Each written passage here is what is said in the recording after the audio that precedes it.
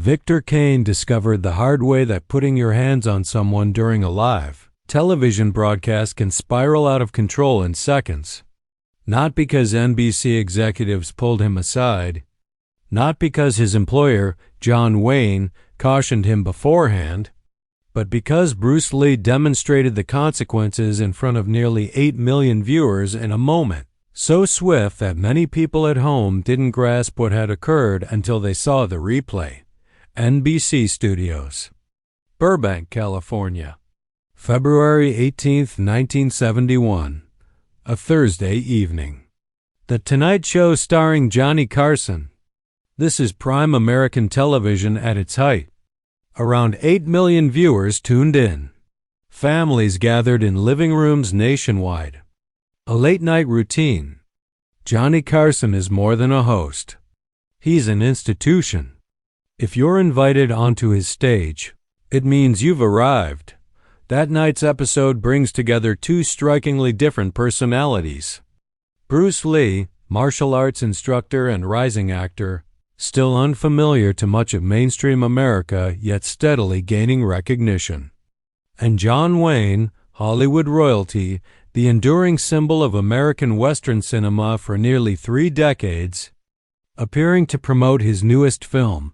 The studio audience numbers about 200, seated in dim lighting beyond the glare of the stage. The set is understated. Johnny's desk, a guest chair, a couch, a curtain backdrop. Clean, polished, professional. This is where America meets its celebrities. Bruce Lee sits on the couch dressed in a dark shirt and tailored slacks. His segment has unfolded smoothly so far. He demonstrated the 1-inch punch, displayed several foundational techniques, and explained the philosophy behind Jeet Kune Do. Carson appears genuinely intrigued, asking thoughtful and engaging questions. The audience listens attentively. This is what the show excels at, introducing fresh ideas and unfamiliar faces, making them relatable to millions. John Wayne occupies the second guest chair, wearing his trademark cowboy hat, a gray suit, and boots. He's no stranger to this stage. Comfortable, seasoned. His appearance is scheduled after Bruce's segment, following the traditional late-night format of staggered interviews with multiple guests. Wayne has been observing Bruce's demonstration with what seems like courteous interest. Not hostile, not dismissive, simply watching.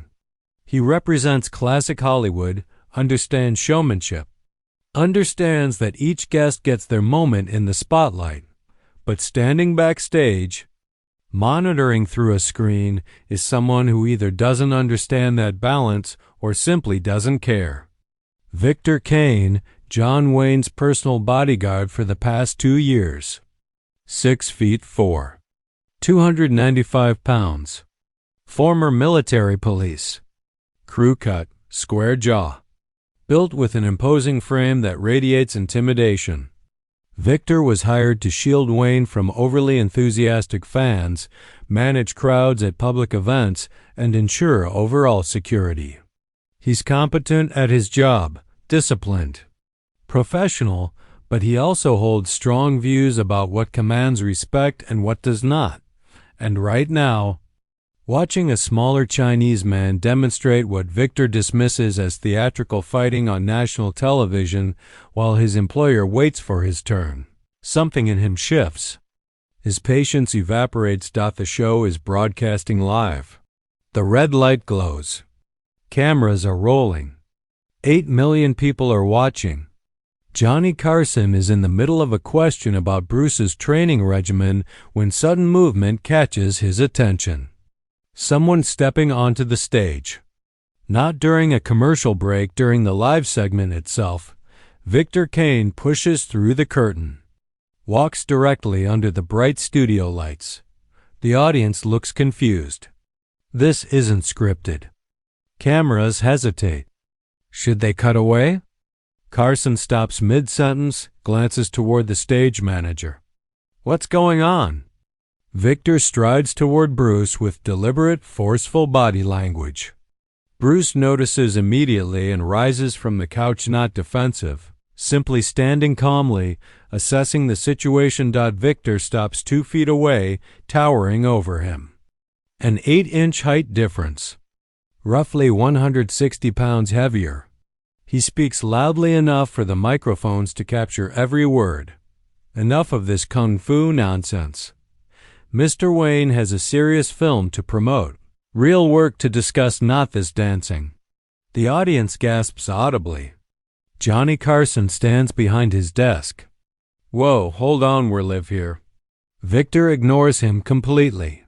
He reaches forward and seizes Bruce Lee by the collar with both hands, gripping firmly. The kind of grasp that signals, I'm moving you now. The kind Victor has used repeatedly to remove people without hesitation. Confident, dominant. This is what he's trained to do. Bruce does not recoil. He does not resist. He simply looks up at Victor with composed, steady eyes and says in a quiet, measured tone, "You should let go." Victor lets out a laugh, not a friendly one. Or what? You'll kung fu me? Victor sneers. This is real life, not some movie scene. Johnny Carson quickly steps out from behind his desk. Gentlemen, we're on live television. John Wayne remains seated. Cowboy hat still resting on his head. Unmoving as he watches his bodyguard rough up a guest on national TV. His expression reveals nothing. Bruce speaks again, softer this time. Last warning. Let go. Victor's grip tightens even more. Make me. What unfolds next lasts roughly 4 seconds. Yet to the 8 million viewers at home, to the 200 people sitting in the studio audience, to Johnny Carson standing only 3 feet away with no control over the situation, it appears surreal, like gravity paused, like physics glitched, like reality itself briefly malfunctioned. Bruce's hands shift. No dramatic wind-up. No obvious preparation. His fingers slide to Victor's wrists, targeting specific spots where nerves sit close beneath the skin. Bruce applies pressure. Exact placement. Precise angle. Victor's hands spring open without intention. A reflexive neurological reaction. His grip fails. His fingers simply release. Bruce's collar slips free. Second 2. Bruce's right hand snaps forward into Victor's solar plexus. Not a full force strike. Not designed to injure. Just enough. Perfect placement. Measured force. Victor's diaphragm spasms violently. Every bit of air leaves his lungs at once. Second 3.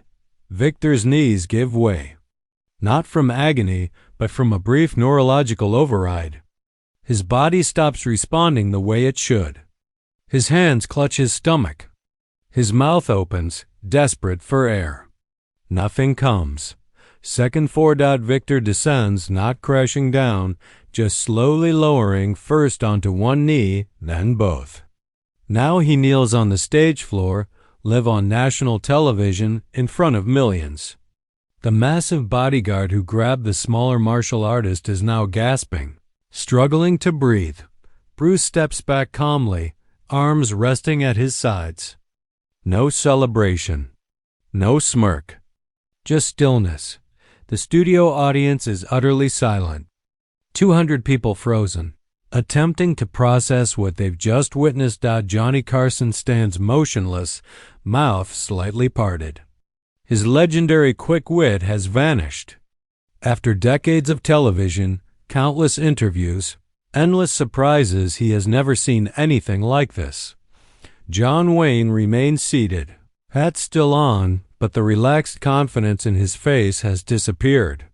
In its place, shock, disbelief. He watches his 295-pound bodyguard kneeling, fighting for breath after confronting a man half his size. Gradually, Victor's diaphragm loosens. Air rushes back in harsh, uneven pulls. One breath. Then another. His lungs function again. Still, he remains kneeling, face flushed not from effort, but from humiliation. Bruce extends a hand, offering assistance. Victor stares at it briefly before taking it. Bruce pulls him upright. Victor stands unsteady, still regaining control, still trying to comprehend what just happened to his body. Bruce speaks quietly, meant only for him. You're powerful, but power without control is dangerous, especially when directed at someone you don't understand. Victor says nothing. Words fail him. Johnny Carson finally regains composure and slips back into professional mode. Well, that was. He clears his throat. We're going to take a quick commercial break. We'll be right back. The stage manager signals. Cameras cut. The red light fades. Off air. The studio explodes into noise. Audience members talking over one another. Crew gathering at the edge of the stage. Everyone replaying the moment in their minds. An unscheduled intrusion. A live confrontation. A 4-second reversal broadcast across the nation. John Wayne stands and walks over to Victor, speaking to him quietly. Victor nods, avoids eye contact, and exits the stage without looking back. Wayne then approaches Bruce and extends his hand. Bruce shakes it. That was real, wasn't it? Wayne asks. Yes, sir. Very real. Wayne nods slowly. I apologize for my employee. That behavior was unacceptable. Bruce replies calmly. He was protecting you. Loyalty has value, but he needs to know what he's protecting you from. Carson approaches Bruce. You all right? Do we need medical for? He glances toward where Victor stood moments earlier. For either of you? I'm fine, Bruce answers. He'll recover in a few minutes. Just had the wind knocked out of him. Carson gives a nervous laugh. Just had the wind knocked out of him. Right. That's what we'll tell the network. The commercial break wraps up and they return to live broadcast.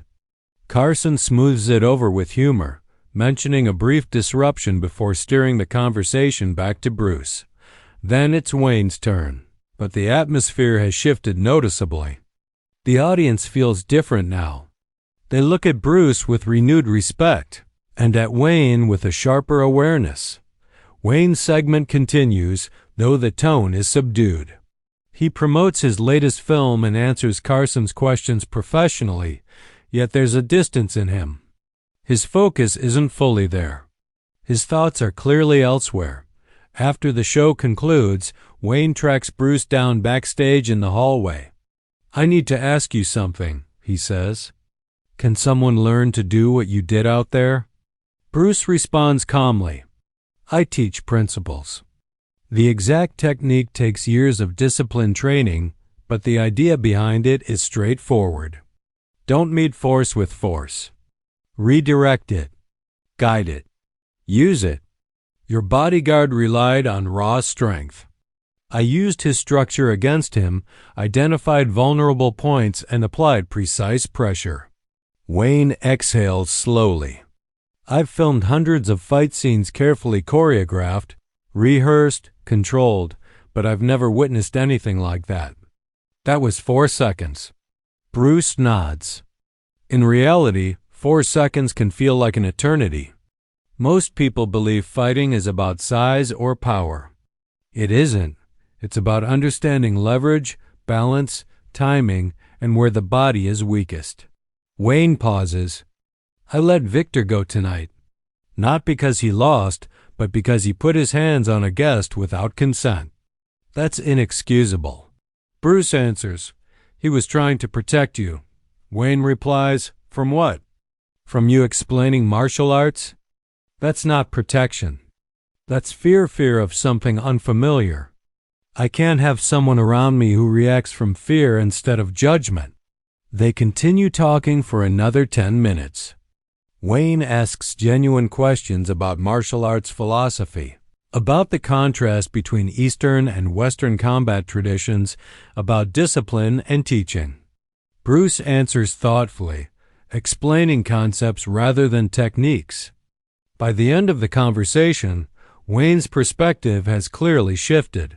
The following day, the incident dominates headlines. NBC receives thousands of phone calls. Newspapers publish bold stories. Bodyguard brought to knees on live TV.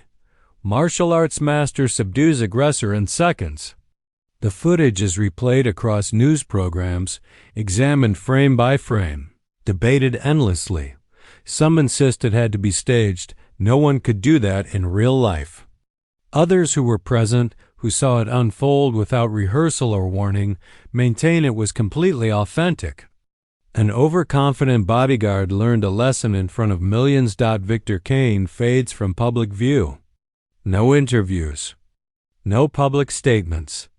He disappears into private security roles, far from cameras and celebrity stages. John Wayne never hires another personal bodyguard. Not because he stops valuing safety, but because he understands something new. True protection doesn't come from standing beside the largest or strongest individual. It comes from awareness, discernment, and respect for what you don't fully grasp. For Bruce Lee, that night becomes pivotal. The Tonight Show incident grows into legend. Viewers who once dismissed martial arts as flashy movie choreography now see undeniable evidence. A 295-pound man brought to his knees in 4 controlled seconds with minimal effort. Martial arts are no longer exotic curiosities, they're real, practical, effective. Johnny Carson invites Bruce back 3 more times. Each appearance draws exceptional ratings. Each time, Carson asks about philosophy, about discipline, about what happened that night.